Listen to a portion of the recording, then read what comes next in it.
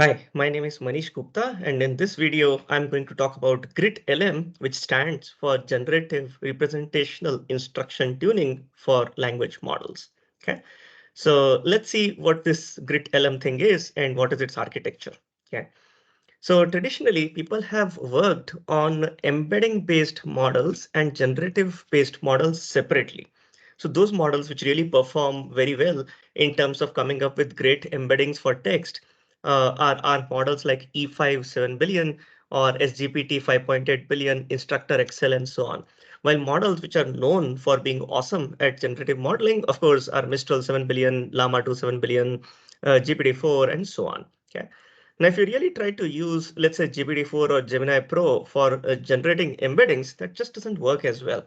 Okay, so therefore, embedding generation, embedding, computation or representation computation versus generation have been two different tasks until so far. Okay, GritLM tries to fill that particular kind of a gap or bridge that gap by basically coming up with a single model which can actually give you really good embedding performance and really good generative performance. So in general, if you look at models like Mistral 7 billion, they're great at generative performance, but really poor at embedding performance. On the other hand, if you basically look at GritLM, so they have two versions, two variants, GritLM 7 billion and also a mixture of experts kind of variant 8 cross 7 billion.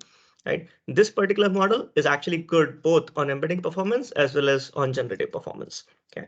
Now, this unification of embedding performance and embedding based models and generative based models actually gives three kinds of benefits to modeling. One, the good part is that this model grid now actually matches performance of embedding only and generative only variants. Basically means that it has the benefits of both the worlds. Right? So you can use it for both kinds of tasks. Efficiency. So the nice part about efficiency, about the single model being an encoder as well as a generator, is that you see, I mean, if you look at applications like Retrieval-Augmented Generation, you basically take a query, you encode it, you take documents, you've encoded them and stored in the index, and then at inference time, you take the query again. You essentially, of course, after you encode the query, you make a approximate nearest neighbor lookup on the document index, get the documents, and then you take the query and document concatenate them and pass through the generator, right? So overall, you do four different forward passes: two for the query, two for the document. And interestingly, Grit enables that by actually reducing the forward passes to half. And we'll see that in more detail on the next slide. The next part is simplicity.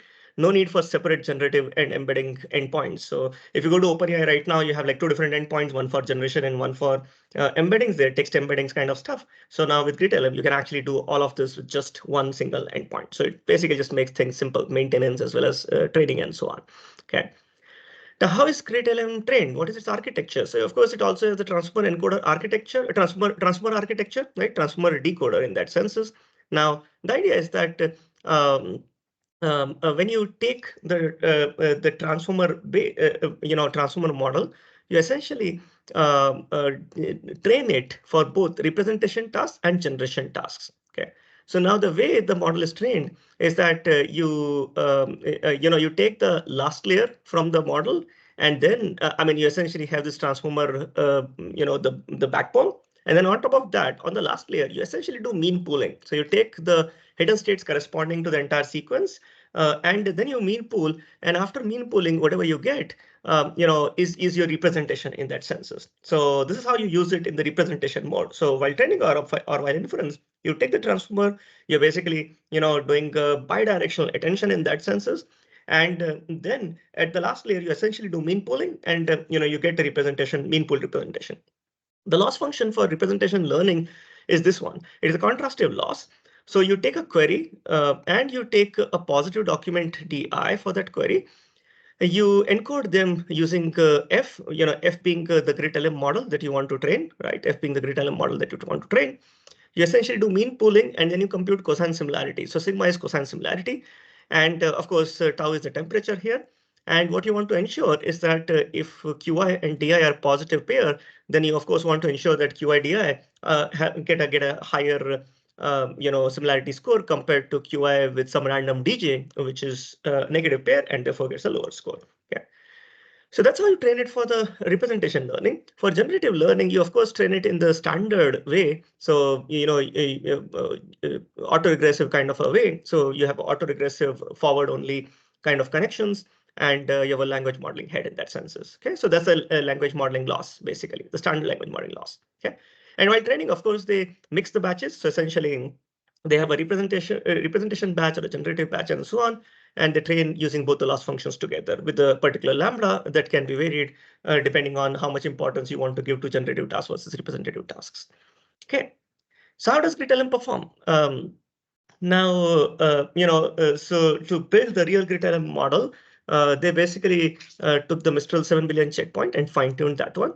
They also took the Mistral 8 cross 7 billion mixture of experts checkpoint and fine-tuned the GritLM model. The fine-tuning has been done on two data sets. There are adaptations from these two popular data sets, the E5 and the Tulu2 data set. Okay. They evaluate the model on several different benchmarks.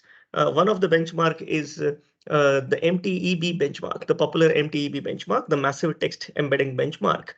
And this benchmark actually has 56 datasets, so evaluate the performance there. And what they find is that GritLM 7 billion actually outperforms several models like Llama 270 billion, Mistral 7 billion, Mistral 7 billion, Instruct, GPT 6 billion, and so on the MTB benchmark. Okay, that's the best part. So on representation learning, it basically already, so MTB is a representation learning on the embedding performance benchmark. And all of these awesome models, you find that GritLM 7 billion actually is better.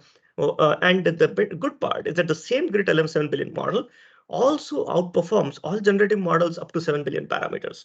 Okay.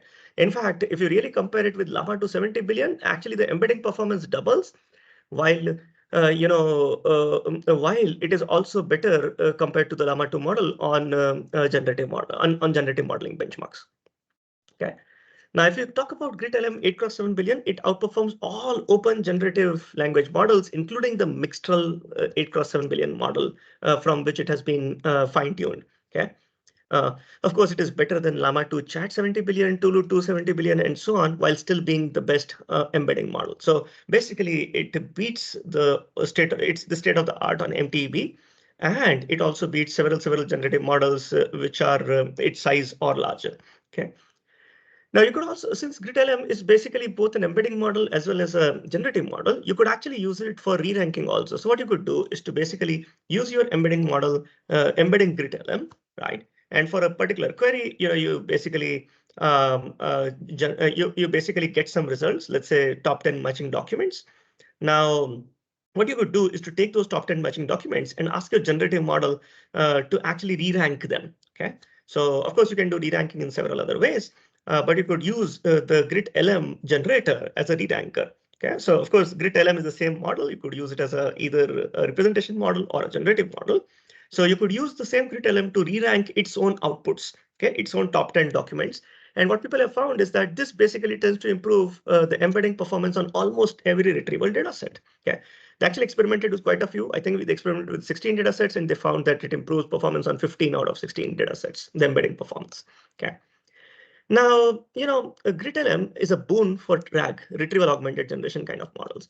In a traditional RAG, this is what you do. You have a query, you basically come up with its embedding, and then you look up into a document index, get the matching document, then you concatenate the query and the document, pass it through a generative model, and get the final output from the generator. Now, GritLM basically is both an embedding model and a generative model, and therefore you could actually improve the efficiency of RAG significantly by doing key value caching, both at the query side as well as the document side. Okay. So for example, this is query caching example. So what you could do is to take the query, pass through the GritLM generator, and mind you, GritLM generator is basically autoregressive in nature. So you can actually take the first few tokens and pass through the GritLM generator. You get a good representation here for the query. You take that representation and look up into the document index. The document index basically gives you document. This document, you of course attach that document here, and then you pass through you do the remaining computation for the remaining positions from this GritLM generator. So you see, you're basically saved on the forward pass for the query rather than doing two forward passes, one for getting the representation and the other while doing generation. You've just done one forward pass. Okay. Now you could do the same thing in another manner called as document caching. So in document caching, what you could do is basically, while you're building your RAG index, you could basically store the embedding representation for the document, but you could also store, the key value caches for the document. And then what you could do is to basically use the GritLM generator, this time keeping the document first. You keep the document first and then the query, because you see the GritLM generator is still an autoregressive model, which means that the query representations, to be able to make use of the key value caches of the document, you must put the document first. Okay, you put the document first, you basically, encode the document. Or rather, you basically take the query, you have encoded, you basically encoded the query, you do a lookup, you get the document and get the key value cache directly. You don't need to compute the forward pass for the document, right? You basically directly use those key value caches. And for the query, of course, you computed the embedding. So essentially, you could either recompute the things. You will have to recompute the things mostly because, it has to be now autoregressive query embedding, dependent conditional on the document embedding when you're doing the generation, right?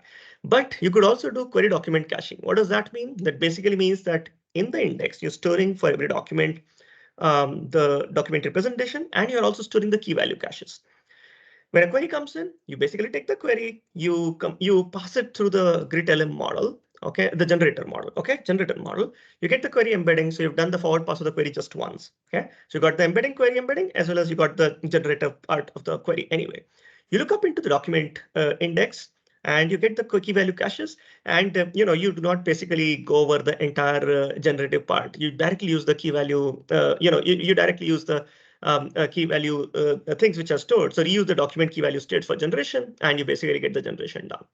Now remember, query document caching is an approximation, but query caching or document caching, both of those approaches are actually equivalent to RAG without any approximations. Okay, and what people found is that if you do document caching with no performance loss, you actually can increase the speed of RAG by greater than 60% for long documents.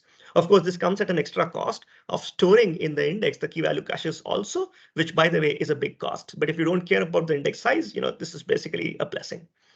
So in summary, Grit unifies the text embedding and generation, right?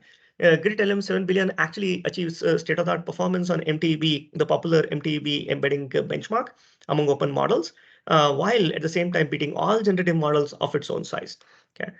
By adding only 5 billion extra parameters, remember in the mixture of experts 8 cross 7 billion model, of course it's 8 cross 7 billion, so 8 different experts. So overall it's a 43 billion parameter model, but at inference time, of course, you use only 2 experts, which basically means that you add only 5 billion parameters more at inference time. So it's like just about 12 to 13 billion parameters at inference time.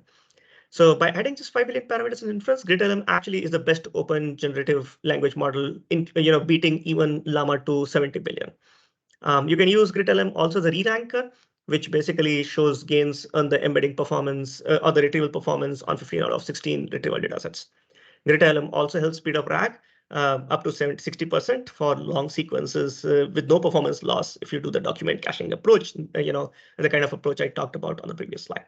Okay, so hope you liked the video. Thanks for watching. Connect with me on my LinkedIn or get my search on my homepage. Thank you.